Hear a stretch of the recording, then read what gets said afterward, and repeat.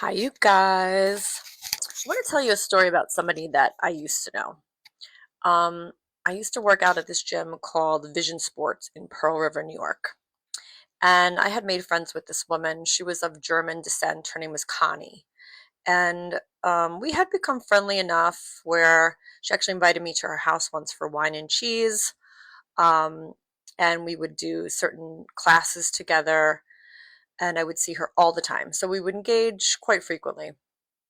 And at one point, she told me this story about how she's very comfortable, drove a Porsche. Her husband made money. And one time she told me that she was throwing out a bunch of garbage, and that garbage was furniture. So she put the furniture out on the street, out for pickup.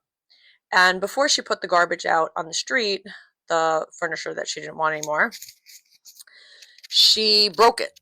She destroyed it. She made it so that nobody could come and pick it up off the curb. And she told me that the reason why she did that is why should anybody benefit from these items if they haven't worked for them?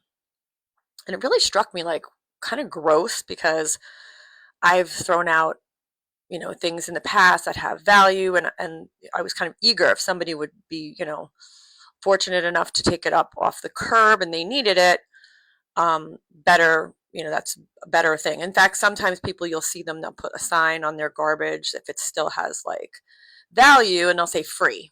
And, the idea is that somebody will benefit from this and kind of recycle it. Maybe somebody who um, is less fortunate could benefit from this thing. And this idea is really important. I want to kind of talk about this, but this idea that welfare queens or people are not working for it is just untrue. And it's kind of exhausting. I went to USC and I studied community organizing and social policy, and I have a very big student loan. I still owe about $97,000 to USC. And it kind of annoys me that I have to provide this psychoeducation because I feel like everyone should know this kind of stuff by now, but it kind of relates to what we're talking about in terms of empathy, right? Like these overlaps where people who are toxic just don't care about others seems glaringly obvious right now. I've never seen uh, a moment in my life where I'm noticing people who just really are unempathetic and cruel.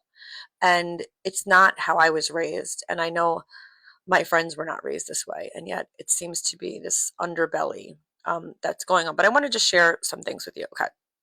So, some of the statistics. Among adult SNAP recipients, 54.1% had a high school diploma or less. 61% are not employed in any month of the year. 26.8 were employed in all months. So what you're noticing with people who are receiving welfare benefits, they are also really in largely white communities. So this idea that people who are underemployed or unemployed are in communities with people of color is a total misnomer, and I'm going to get into that more. But this idea that it's going to trickle down, wealthy are going to give this to the people who don't have it it's been disproven. But a lot of these people who are in these white communities that are getting benefits are not educated on a lot of the things that I'm going to talk to you about today in this clip. Okay, so now we're looking at a different visual here.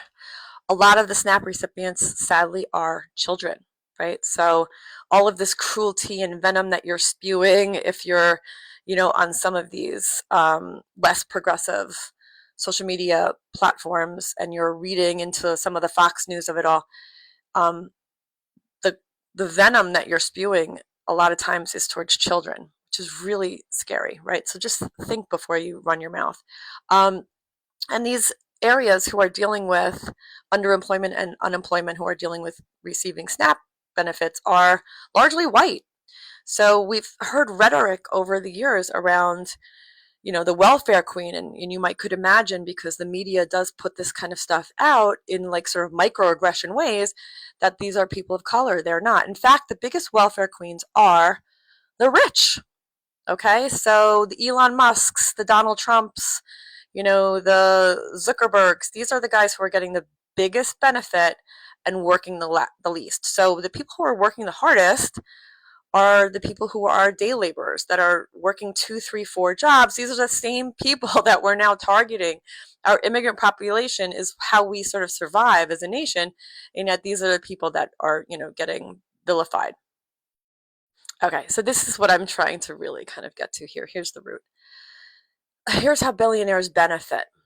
They own the assets. They have the capital. They have lower tax rates. And it's really important for people to kind of understand this is the issue. The wealthy are the issue, not the little guy. These people are the biggest problem. These guys are the biggest tax burden for us. And what they want us to do is fight with each other for resources as they kind of laugh all the way to the bank. And I think the biggest welfare queens are rich white men. And it's really important for people to understand this because there's so much rhetoric that gets spewed. And a lot of the people that are subscribing to this are highly uneducated. The other thing to understand, one more thing before I wrap this up so I don't torture you today, is that people who are living in off of welfare, they are disallowed from working too much in some cases because they will lose their benefits.